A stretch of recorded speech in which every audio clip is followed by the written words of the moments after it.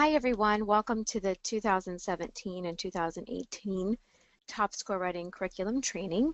This training is going to give you an overview about the Top Score Writing program, specific information about each section of the curriculum, and then just overall FSA rubric information, expectations, things like that.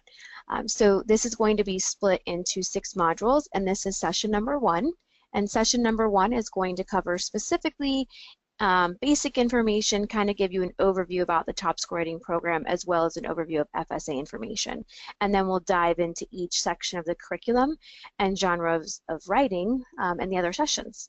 My name is Lisa Collum. I will be doing this training for you. For those of you who do not know me, I am the owner and author of Top Score Writing and the curriculum. I hope in the end you're going to see I'm trying to make your life easier as a teacher and give you all the resources, materials, activities, anything you could possibly need for writing throughout the year. I tried to put in here for you. That way things are already created and you don't have to reinvent the wheel. So I'm going to go ahead and get started. The entire Top Score Writing program includes the curriculum, the training, which you're taking part in today, and then consulting, which is what I'll do, depending on what schools need. I can come out certain times of the year and do consulting if you need meetings or just kind of resetting like pacing guides, talking about what kids are struggling with, whatever, things like that. And then scoring papers. So I do score papers. I score them exactly like the state does based on the FSA rubric. I only ask that if you are thinking about having me score papers to give me like a 30-day heads up, because I get so many papers from schools all over that I like to get them back within 7 to 10 days max. And so I don't like to take too many at one time because I can't get them back fast enough. So I try to schedule that out. So I always say just kind of give me a heads up. I am a fully research-based program. So if you're ever really bored, if you go to, I'm going to show you the website real quick on here. My website, just a lot of resources and different things I'm going to talk about are on there. Let's see if we can go there. If you go to topscorewriting.com. My computer's a little slow tonight. And then up at the top, you're going to see research. You just click on research there. It is going to pull up the paper, the research paper that shows that all the lessons and all the strategies used within the Top Score Writing curriculum are research-based. So if you ever have extra time and want to read up on that, that is available on the website.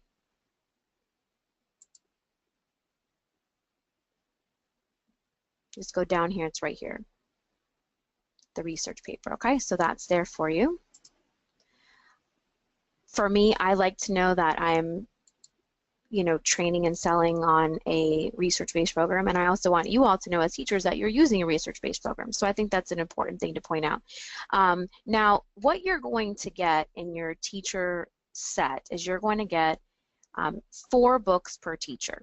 Okay, so I don't really have a visual, so I'm going to type this out real quick. So book 1 is going to have sections 1 and 2. Okay, book 2 is going to have sections 3 and 4. Book 3 is going to have section 5. And then book 4 is going to have all of the passages, which there's about 100 or more per grade level. Okay, so you're going to get 4 books, and just know that 4th book is just all passages. There's a table of contents, everything's organized with page numbers, very easy to follow. So when the lesson calls for you to read use a passage in the lesson, it'll tell you the title of the passage. So you will just go into the passage book and pull that up. All right, so just know you're in all of that, you're getting all the lessons, every activity that goes with the lessons, as well as all the passages.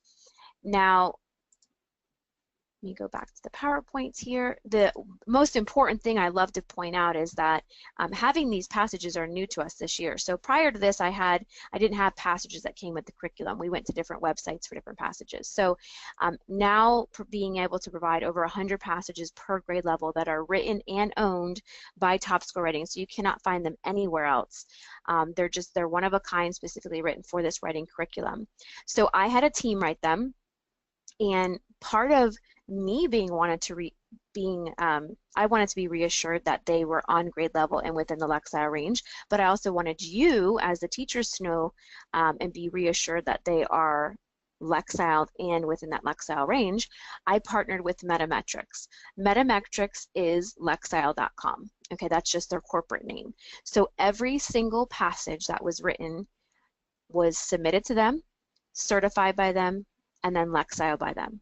So just know when you get the passage book, all of those passages are going to be Lexiled, and that way you know they're on grade level. So 4th grade, all the passages are going to be aligned to the 4th grade Lexile range, and 5th grade, all of the passages are going to be aligned to the 5th grade Lexile range, and same with 2nd, 3rd, depending on what your school's ordered. Okay, so literally every part of the lesson is there for you, and just know again that Lexile is important because I want to make sure that we're aligning them just like they're going to see on the FSA test. Now another thing about the passages, you're going to get 2 to 4 passages in a text set. So let's say one lesson may have you using 2 passages, another lesson may have you using 3 passages, another one may have you using 4 passages. I did that, I varied it up that way. The kids are used to seeing each kind, some with 2, some with 3, some with 4, because that's the way the FSA describes it in the test specifications, is they're going to receive 2 to 4 passages. So we like to practice with all of them. Like I told you, they're certified by Lexile.com. There's lots of variation. That's probably the one big point I want to make out about these passages. And I did this on purpose. I could have had a team of 2 or 3, but I made a team of 15 because I didn't want the same tone and style throughout all the passages. I wanted to differ it up. The other thing is some passages have titles, some don't. Some just say source 1, source 2, source 3, source 4. Just like FSA. Some have titles and source. Some have subheadings, some don't. Some have text features, some don't. Some are really short, some are really long. There's lots of variation, and that's on purpose. I want to expose them to every type of passages they could possibly see, and that way they know what to do with it no matter what. I don't want them to get used to seeing the same structure with subheadings and clear titles, and then all of a sudden on test day they get one that just says source 1 and no subheadings. So I try to expose them to all different kinds. So just know you're getting a lot of variation. All right, the curriculum, I have 2nd through high school now. Those of you who knew me years ago, I only had 4th and 5th, so I've added grade levels each year. And the most awesome thing about this is, you know, if your school has invested in the 2nd through 5th, just imagine those 2nd graders who then get it in 3rd grade, when they come to you in 4th grade, how awesome that is going to be. To have that structure and format and that same language being taught year after year is going to make it so much better in 4th and 5th grade. We for once won't be cramming it down their throat in that small amount of time. It's the same language, the same format across all grade levels, and it just keeps building each year. So the way I designed it was 2nd grade, same planning, same structure, same pieces of each paragraph. It's just on a lower scale, and it's the 2nd grade passages. So their middle paragraphs are only going to include a few sentences of elaboration with their supporting detail.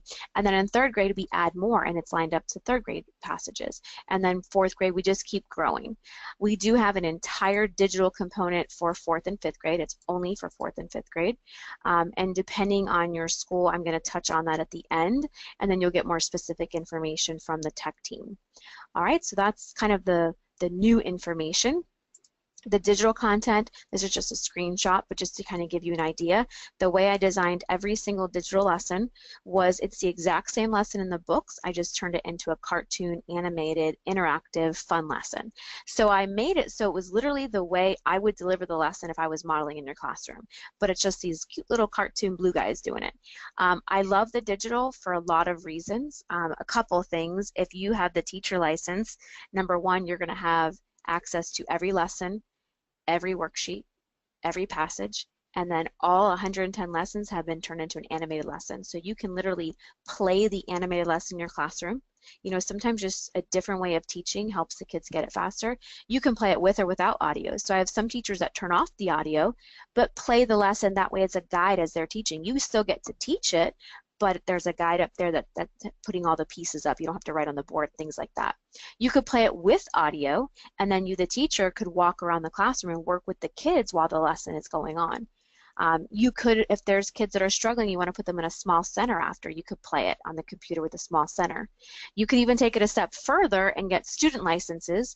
That way each student gets their own username and password, and they can log in anytime from anywhere and complete the lessons on their own. So if you run out of time in class, or a kid needs some extra practice, or you want them to do it for homework, so there's lots of different options with digital. The curriculum, second through high school, is literally day-to-day lessons. If you've never seen it before, you can literally open day 1, do lesson 1, day 2, lesson 2, day 3, and so on. I did that because, like I said, I wanted it to be a whole curriculum that'll take you from first day to last day and everything you need in it. There's modeling lessons. There's guided practice activities. All those activities are created for you. There's independent practice activities. Those are already created for you. There's quizzes. Those are already created for you. There's practice tests, homework. Everything's done. And it's not that you have to give independent quiz and homework every day, but if you feel like giving a quiz, it's already created for you. If you feel like giving homework, it's already created for you. If you want to give a practice test, it's already created for you with the passages aligned, with a prompt already written. So again, I'm just trying to provide all those resources in one little kit of writing. The digital lessons are for 4th and 5th grade. I told you before, they're fun, engaging, interactive. Each lesson is going to have 2 to 4 passages, and all of those passages are certified with a Lexile measure by Metametrics. The lessons teach the students to support the essay using evidence from the text. We're going to talk about informative writing, opinion writing, and narrative writing. The lessons are very structured and easy to follow for teachers and students. You're never going to find a 6-page lesson with 20 paragraphs you have to study the night before.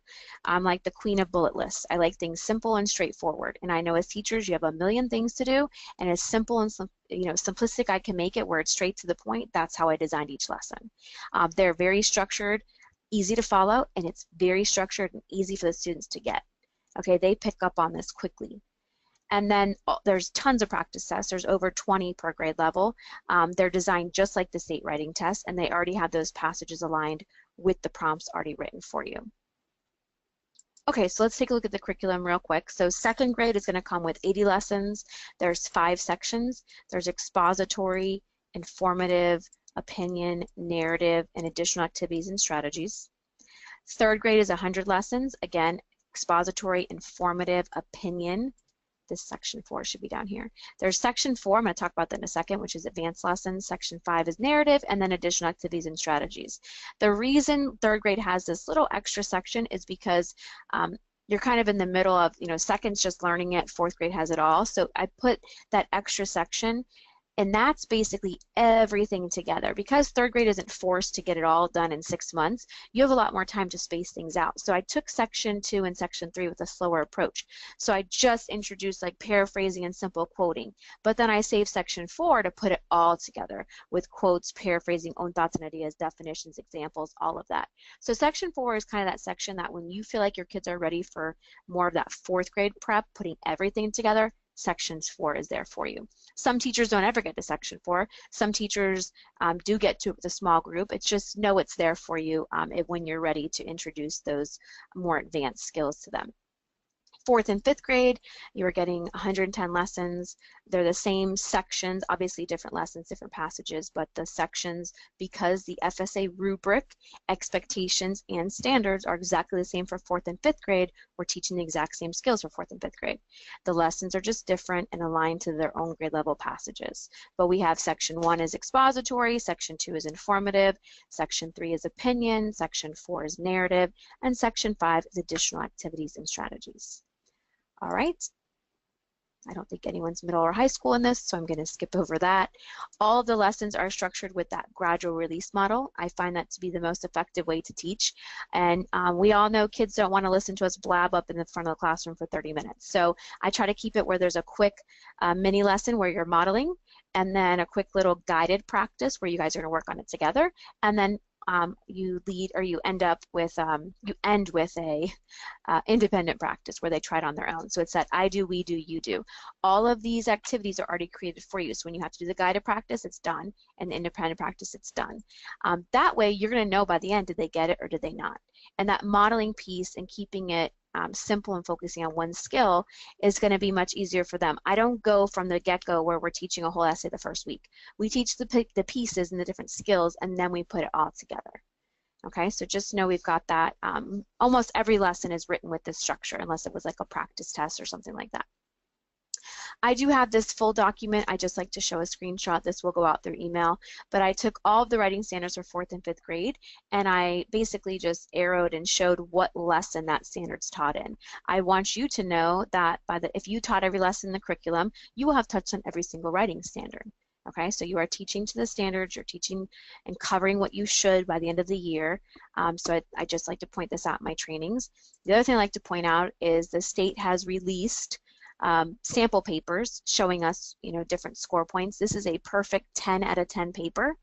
And what I did is I just put an arrow to every single piece of this essay and then told you what lesson that's taught in. Because I want you to know that everything it takes to make a 10 out of 10 is taught in the curriculum. Every little piece, the transition word, the topic sentence, the paraphrasing, the examples, the details, the referencing, every little part of this, what it takes to make a 10 out of 10 is taught in the curriculum, and all those lessons are aligned for you as well. The FSA writing test, just to clear up in case you're new to testing, the writing and reading tests are two completely separate tests, okay? So everything I'm talking about today is the writing test, okay? Just to kind of explain to you what happens is the reading score is some magic formula we don't know, put together with the writing score, and then the kids get their overall ELA score. Okay, so what you see, like if you go, I picked up my son's scores last year, it said level 5, but of course I wanted to know what he get on writing. So you have to look into the broken down reading scores and writing scores. So again, these two scores come together, okay, the reading and the writing, but no one knows the magic formula, so we don't know what it, the exact what it takes, and then you get the ELA score. I'll tell you what we do know. We do know that this writing score has a huge impact. It always has. Writing has always had a huge impact. I used to go to schools during FCAT time to help them bring their school grade up just by improving their writing scores, because that cell meant so much. It was worth so many points. And when we moved to FSA and we just called it an ELA test, a lot of people thought, well, I don't think writing's as important. And what we're finding, what we've learned, is that it's super important. And there's a big correlation between scoring a 7 or higher in writing and getting a 3 or higher in your overall ELA score. Okay, there are a lot of level 2 kiddos in reading that can score high in writing and get that level 3 in ELA. Okay, at the same time, you could have a really high reader who does low in writing that it could, technically affect lower as their overall ELA. So the goal is we want everyone to be at a 7 or high for writing. And I'm going to be completely honest with you. If you do this program with Fidelity, there's no reason why everyone shouldn't be there. I get it. You have your 1 or 2 that maybe for different language, with ELLs or ESE, different processing issues. I understand that, but for the most part, every kid should be there. It's not hard to get a 7. And what we teach them is all they need to get that 7 or higher.